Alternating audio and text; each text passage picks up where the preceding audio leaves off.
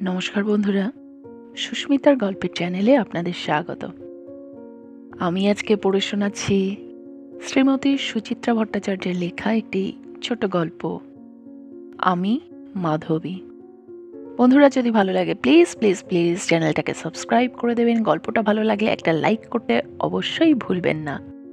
Subscribe এবং লাইকের জন্য আপনাদের অসংখ্য ধন্যবাদ। তো চলুন শুরু করি আজকের গল্প, আমি মাধবী, লেখিকা সুচিত্রা ভট্টাচার্য। আমি পুণ্যশ্লোক রাজা যযাতির মেয়ে মাধবী। মাতৃপরিচয় কি হবে জেনে?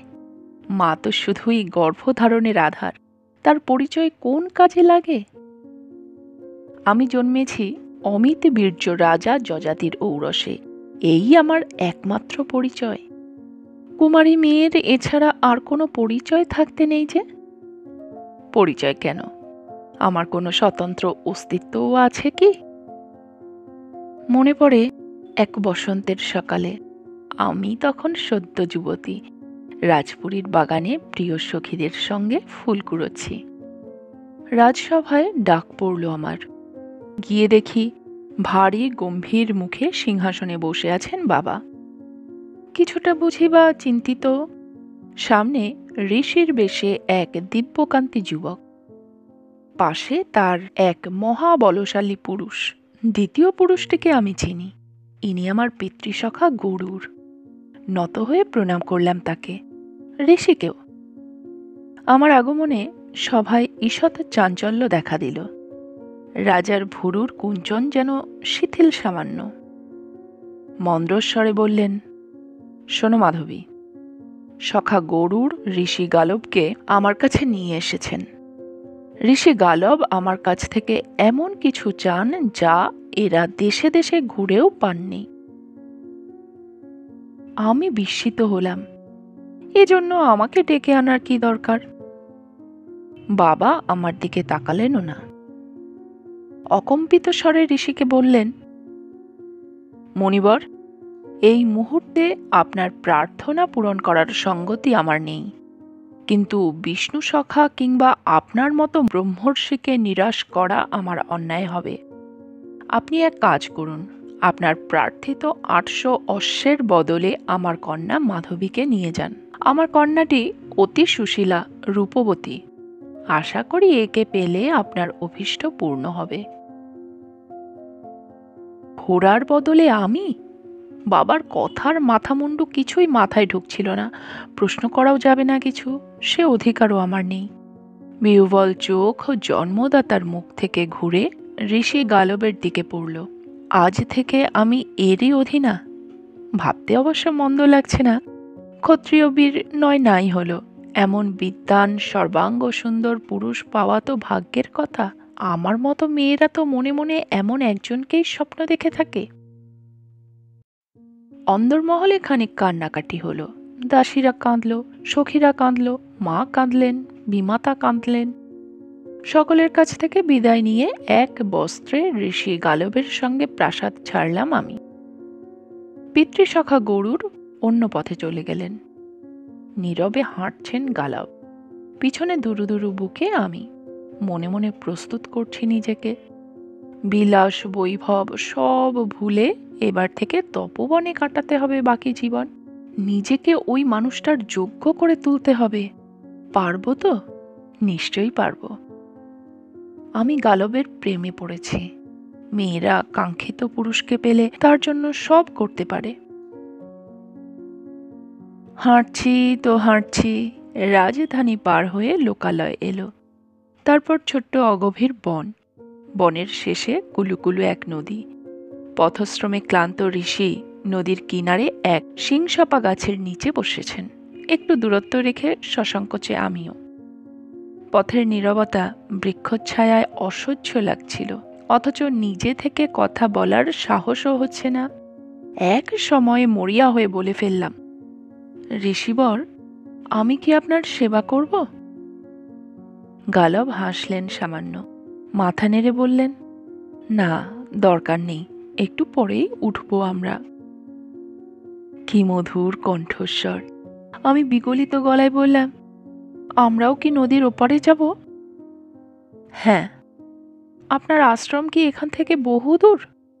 হুম। কথা বলছেন গালব, কিন্তু তার দৃষ্টি আমার দিকে নেই, বহতা নদীতে স্থির। ঈষৎ লাস্য আনলাম গলায়। আপনি এত গম্ভীর কেন ঋষি?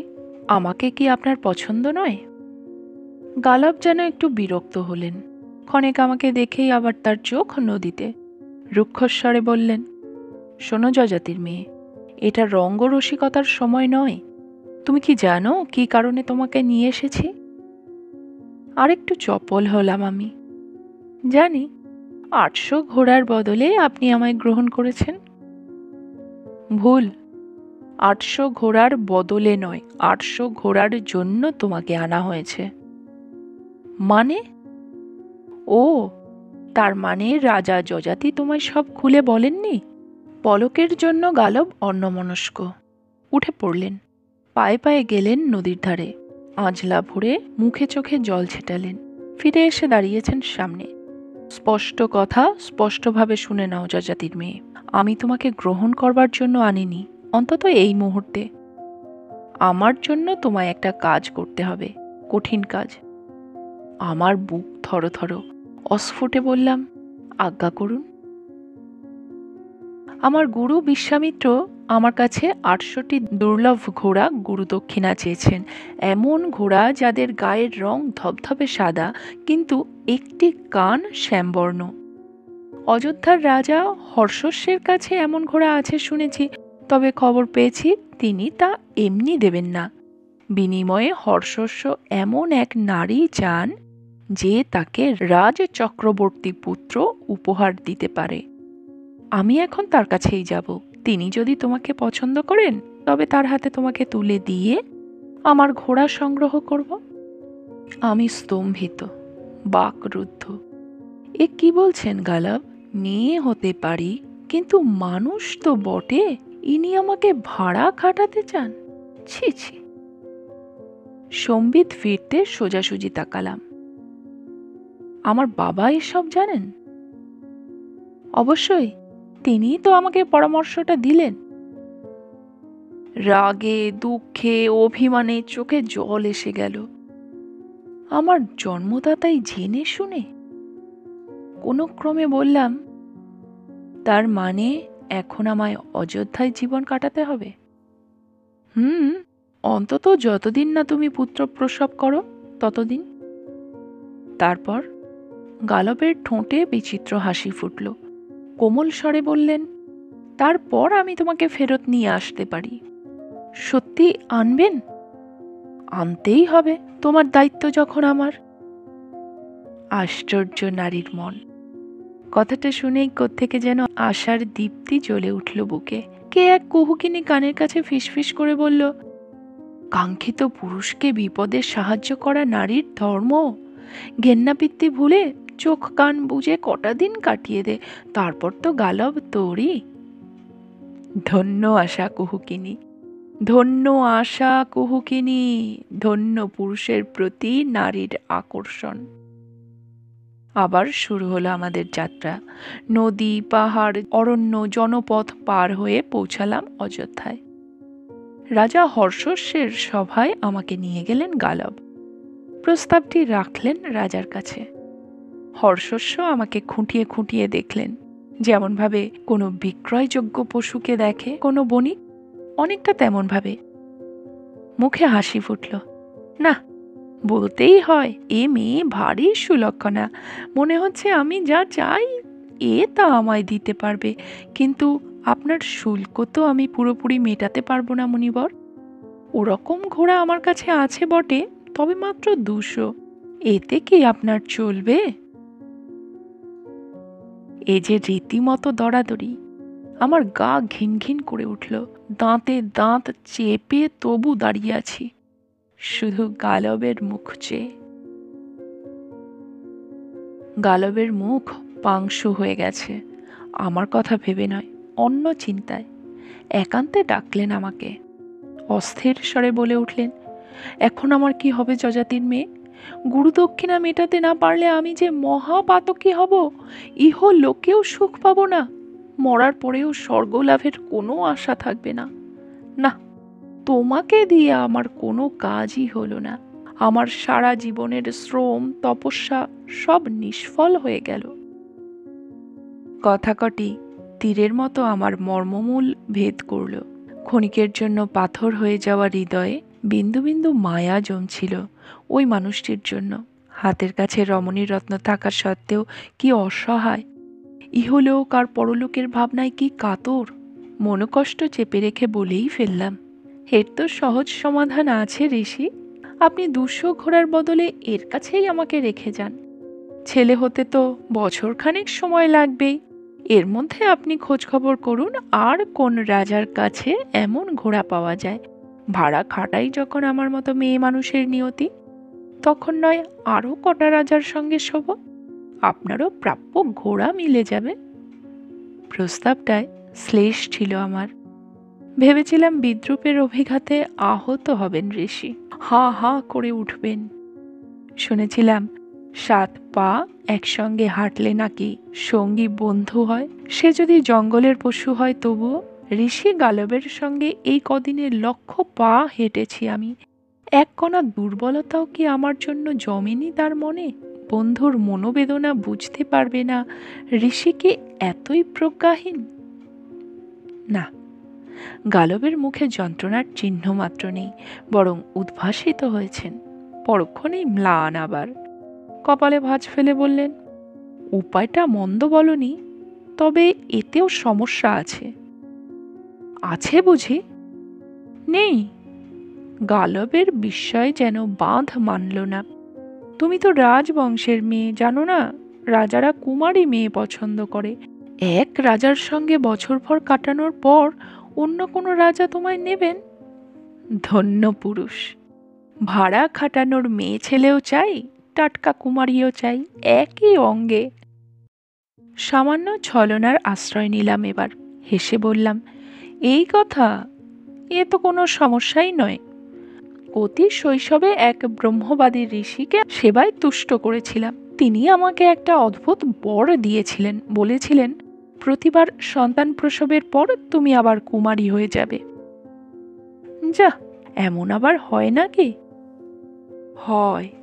আপনাদের মতো পুরুষেরা বর দিলে সবই হয়। সবই তো আপনাদের ইচ্ছা নির্ভর, চাওয়া নির্ভর। মনে মনে বললাম, শত শাস্ত্র অধ্যয়ন করে আপনি কি অজ্ঞ ঋষি? এত জানেন আর এটুকু বোঝেন না? শরীর তো দূরের কথা, হৃদয়ে একজনের জন্য প্রণয় জাগলেই নারী আর কুমারী থাকে না। ঋষি গালব আনন্দের আতিশয্যে আমার হাত জড়িয়ে ধরেছেন। তুমি আমায় বাঁচালে যজাতির মেয়ে। কি বলে যে তোমায় কৃতজ্ঞতা জানাবো? থাক, শুধু কথা দিন আপনার অভীষ্ট সিদ্ধ হয়ে গেলে আমাকে আপনি। সে আর বলতে, আমি কি বুঝি না এমনভাবে জীবন কাটাতে মেয়েদের কত কষ্ট হয়? গালব চলে গেলেন। আমার ঠাঁই হলো রাজা হর্ষস্যের অন্তঃপুরে। শুরু হলো আমার নদীর জীবন। বয়ে চলেছি, বয়েই চলেছি। দিন যায়, কিভাবে যে যায় সে শুধু আমিই জানি। একে একে 3 রাজার শয্যা সঙ্গিনী হলাম আমি। হর্ষস্যের পরে কাশীরাজ দিবদাস, তারপরে ভোজরাজ উশিনর। এরা প্রত্যেকেই মহৎ, কিন্তু পৃথক ধরনের মানুষ। হর্ষস্যের দান ধ্যানের সুনাম আছে, দিবদাস বীর, উশিনর সত্যের পূজারী। শুধু একটি বিষয়ে 3 জনের ভীষণ মিল। মাত্র 200টি ঘোড়ার বিনিময়ে একটি নারীকে ভোগ করতে কারো মনে এতটুকু দ্বিধা নেই। কে জানে, হয়তো এর মধ্যেও ধর্মের কোনো গূঢ় রহস্য লুকিয়ে আছে। সে যাই হোক, এদের কার্যসিদ্ধি হয়েছে। প্রকৃতির নিয়মে এদের প্রত্যেকের গৃহেই আমি গর্ভবতী হয়েছি।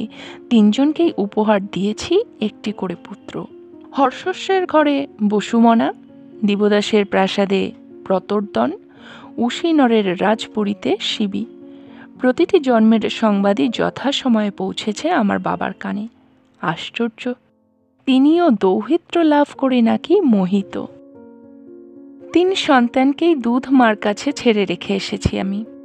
প্রথমবার যখন অযোধ্যা থেকে গালব আমায় নিতে এলেন, বসুমনার জন্য আমার বুক ফেটে যাচ্ছিল।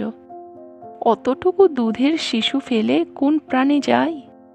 হর্ষস্বকে বললাম, ছেলে এখন আমার কাছে থাক, একটু বড় হলে ফিরিয়ে দিয়ে যাব। তিনি সম্মত হলেন না। তার ছেলে অন্যের ঘরে প্রতিপালিত হবে? অসম্ভব। পশু পাখির জগতে শিশু মায়ের, মানুষের জগতে নয়। আমার বুকের দুধ যন্ত্রণায় পুঁজ হয়ে জমে গেল, শুকিয়ে মরে গেল তিনবার। উশিনরের প্রাসাদ থেকে বেরিয়ে গালবকে বললাম, এখনো তো আপনার 200 ঘোড়া সংগ্রহ বাকি, এবার কোথায়?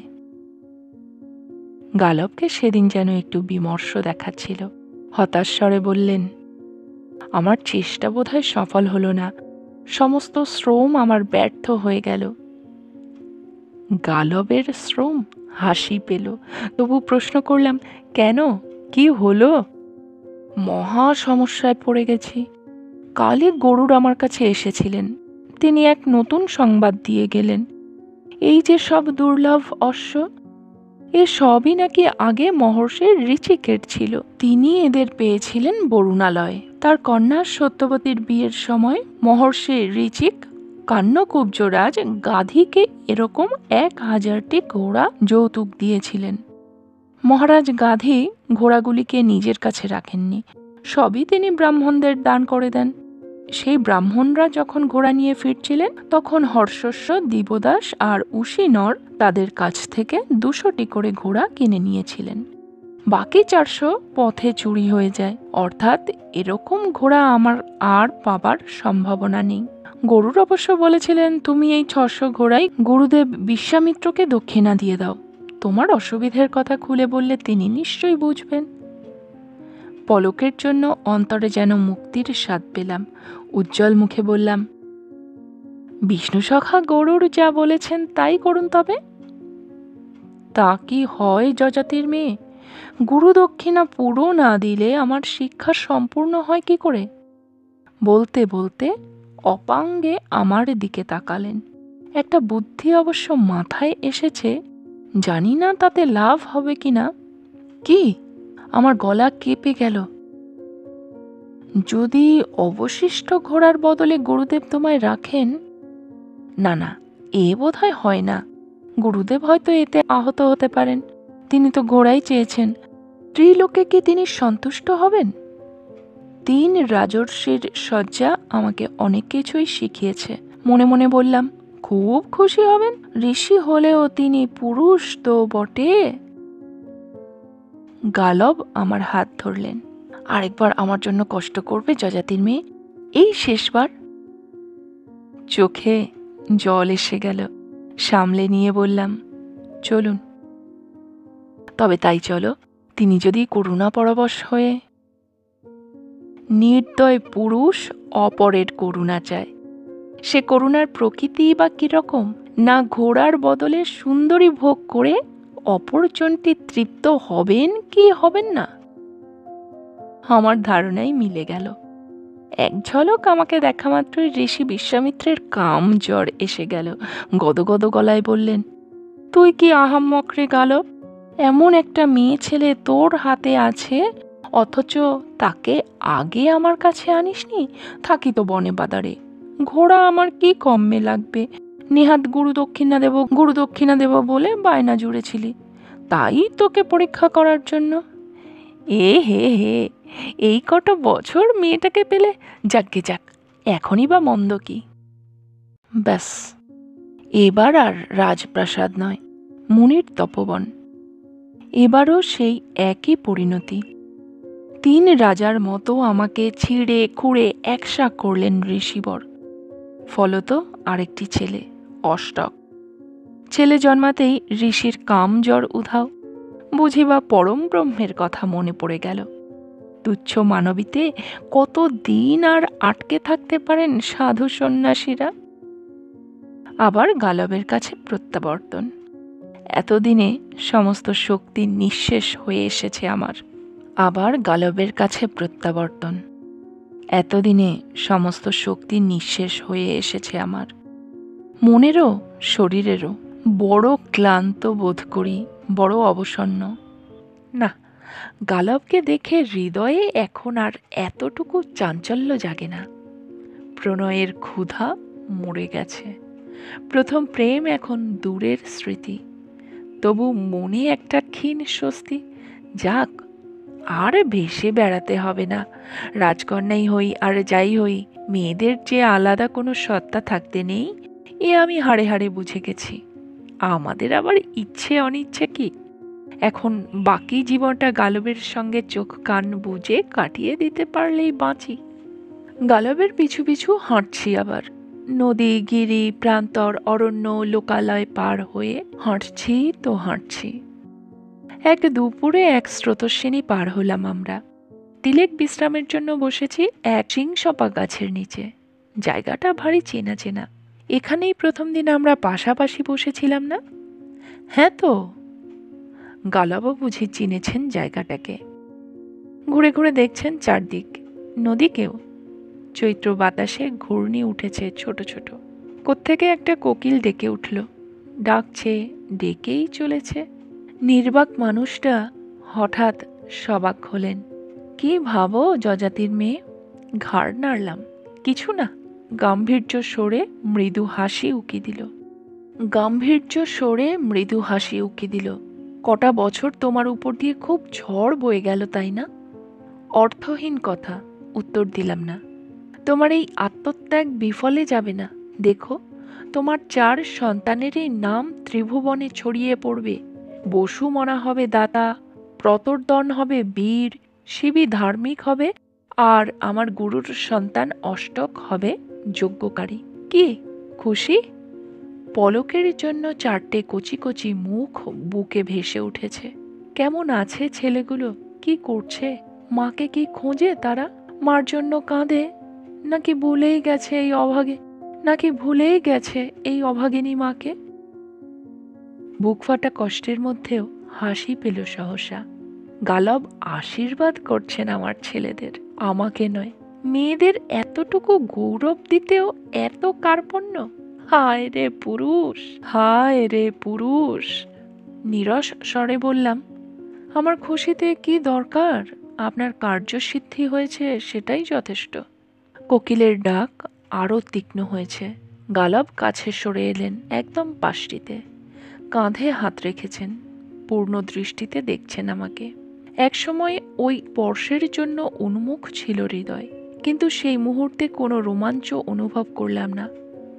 অথচ ওই দৃষ্টি আমার চেনা, ওই স্পর্শের ভাষাও। শুকনো গলায় বললাম, সংযত হন ঋষি। কেন? এখানে নয়, এভাবে নয়। কেন? এই জায়গাটা কি দোষ করল? গালব সবলে আলিঙ্গনে বেঁধে ফেললেন আমাকে। কানে কানে ফিসফিস করে বললেন, এ তো অতি মনোরম স্থান। নদী, গাছ, প্রকৃতি, তুমি আর আমি। মনে নেই এইখানেই একদিন তুমি আমার সেবা করতে চেয়েছিলে? আজ তোমার জীবনে সেই সৌভাগ্য এসেছে। শুভলগ্ন বয়ে যেতে দিও না। হঠাৎ কেমন গা গুলিয়ে উঠল। এত বিবমিশা আগে কখনো জাগেনি। দিন রাজার সঙ্গে শুয়েও নয়, বিশ্বামিত্রের অঙ্কশায়িনী হয়েও নয়। রূঢ়ভাবে বললাম, এত তাড়াহুড়োর কি আছে? আর তো কারোর কাছে আমাকে পাঠানোর নেই। চলুন আপনার আশ্রমে যাই, সেখানে নয় সারা জীবন ধরে আমাকে যত খুশি। সারা জীবন ধরে? আমার আশ্রমে? তোমাকে নিয়ে? গালব ছিটকে সরে গেলেন। তুমি কি জানো না, তোমাকে আশ্রমে আর নিয়ে যাওয়া যায় না? আশ্রম অতি পবিত্র স্থান। অন্নপূর্বা নারীকে নিয়ে সেখানে বাস করাটা অধর্ম। আমি কোনোভাবেই তোমাকে আমার সহধর্মিণী করতে পারি না। পলকের জন্য স্তম্ভিত আমি, পলকেই স্থিত আবার। বাহ বাহ, এই তো যোগ্য উত্তর। এরকমটাই তো আশা করা উচিত ছিল। তবু কেমন জেদ চেপে গেল। বললাম, আমি অন্নপূর্বা নই, সন্তান প্রসব করা হয়ে গেছে, এখন আমি আবার কুমারী। তুমি কুমারী? গালব অট্টহাসিতে ফেটে পড়লেন। ওসব গাল গল্প তুমি আমাকে বিশ্বাস করতে বলো? রাগে হিতাহিত জ্ঞান লোপ পেল, চিৎকার করে উঠলাম, যদি জানেনই গাল গল্প, একের পর এক পুরুষের কাছে আমায় কুমারী সাজিয়ে পাঠালেন কি বলে? এতে অধর্ম হয়নি? তুমি নেহাতি বোকা যজাতির মেয়ে, এও বোঝো না মহৎ কারণে ছোটখাটো ছলনার আশ্রয় নিলেও কোনো পাপ হয় না? গালব আবার আমায় আলিঙ্গন করলেন। বাজে তর্ক করো না, এসো আমরা মিলিত হই। চিন্তা নেই, তোমার বাবার কাছে তোমাকে পৌঁছে দিয়ে আসবো। কক্ষনো না, আপনি ছোবেন না আমাকে, সরে যান। না, এরপর গালব আর আমাকে ছোঁননি। বোধহয় তার মনে লেগেছিল। বাবার হাতে নামহীন যজাতির মেয়েকে তুলে দিয়ে চিরতরে বিদায় নিলেন ঋষি গালব। এখানেই আমার কাহিনী শেষ হয়ে যেতে পারত। বাদবাকি জীবন রাজা যজাতির অন্তঃপুরেই সুখে না হোক শান্তিতে কাটিয়ে দিতে পারতাম। রাজকন্যাদের তো আর পেটের ভাতের অভাব হয় না। কিন্তু বিধিবাম, মহাপুণ্যবান রাজা যজাতি দুবেলা কানের কাছে এসে হুঁশ হাস নিঃশ্বাস ফেলেন। ঘরে অবিবাহিতা মেয়ে রয়েছে বলে তার নাকি রাতে ঘুম হয় না। আরও দুঃখ, মেয়েটা পতিহীন থাকলে মরার পরে স্বর্গে নাকি তার ঠাঁই হবে না। অতএব মেয়েকে পাত্রস্থ করতেই হবে। ওদিকে আবার মনের সংকোচও আছে, 4টে বাচ্চা হওয়া মেয়ের বিয়ে দিতে চাইলে অন্য রাজারা হাসাহাসি না করে। অনেক ভেবে চিনতে 5 ছেলেদের সঙ্গে পরামর্শ করতে বসলেন রাজা। শেষ পর্যন্ত নিজেরা একটা উপায়ও বার করে ফেললেন। আমাকে ডেকে হুকুম জারি করা হলো, প্রস্তুত হও, তোমার স্বয়ংবর সভার আয়োজন করা হয়েছে। আঁতকে উঠে আপত্তি জানাতে গেলাম, কেউ কর্ণপাত করল না। গঙ্গা যমুনার সঙ্গমস্থলে প্রয়াগ তীর্থে নাকি সভা ডাকা হয়ে গেছে, আমাকে যেতেই হবে। তা রাজপ্রাসাদ থাকতে ওখানে কেন? না, প্রয়াগ তীর্থ অতি পুণ্যস্থান, ওখানে স্বয়ংবরা হলে আমার দোষ কেটে যাবে। বাবা যেটা মুখে বললেন না সেটা হলো, দোজবর হোক তেজবর হোক, একটা বোকা শোকা ভালো মানুষ রাজা কপালে জুটে গেলে এবারকার জীবনটা আমার তরে গেল। আজ সেই শুভ দিন। প্রয়াগ তীর্থের এক আশ্রমে আনা হয়েছে আমাকে। এখানেই বসেছে স্বয়ম্বর সভা। বাবা নিজে আসেননি, রাজকার্যে ব্যস্ত। হতেও পারে, নাও হতে পারে, সত্যি মিথ্যা আমি জানি না। আয়োজনে অবশ্য কোনো ত্রুটি নেই। আমার 2 দাদা যদু আর পুরু নিজেরা উদ্যোগ নিয়ে আশ্রম সাজিয়েছে, রাজকীয় মঞ্চ বানিয়েছে, ফুলে গন্ধে আমোদিত হয়ে আছে 10 দিক। লোক লস্কর সেপাই শান্তি ছুটে বেড়াচ্ছে অবিরাম। আগত রাজাদের আপ্যায়নে যেন কোনো ফাঁক না থাকে। অবাক কাণ্ড! 4 ছেলের মাকে বিয়ে করতে রাজাও কিছু এসেছেন বটে, এমনকি নাগ যক্ষ গন্ধর্বরাও উপস্থিত। এত লোক আমাকে পেতে আগ্রহী কেন? রাজার মেয়ে বলে, নাকি পুত্রদায়িনী সুলক্ষণা মেয়ে মানুষ হিসেবে প্রমাণিত হয়েছে তাই? একটু আগে সখীরা আমায় বধূ সাজে সাজিয়ে দিল। ঋষিকন্যারা বরমালা গেঁথে ধরিয়ে দিয়েছে হাতে। এবার সভায় গিয়ে পছন্দসই কাউকে পরাতে হবে সে মালা। কাকে পরাবো এই মালা? কোনো হর্ষস্ব দিবদাস উশিনর অথবা বিশ্বামিত্রকে, অথবা কোনো গালবকে? এদের একজনকেও না বাছার স্বাধীনতা আজ আমার আছে। কিন্তু তারপর বাবার কাছে থাকা, সেও তো এক পুরুষের আশ্রয়েই থাকা। বাবা মারা গেলে ভাইদের আশ্রয়, তারাও তো পুরুষ। অপেক্ষা করব ছেলেরা কবে বড় হয়ে মাকে নিয়ে যাবে। হায়, ততদিনে তারাও তো একটা আস্ত পুরুষ মানুষ হয়ে যাবে। কোনো পথ নেই, কোনো পথ নেই। জঙ্গলে চলে যাব? বাঘ ভাল্লুক শিয়াল কুকুরদের জগৎ কি মানুষের সমাজের চেয়ে হীন কিছু হবে? ভাবছি আমি, ভাবছি। মালা আমার হাতেই শুকিয়ে গেল।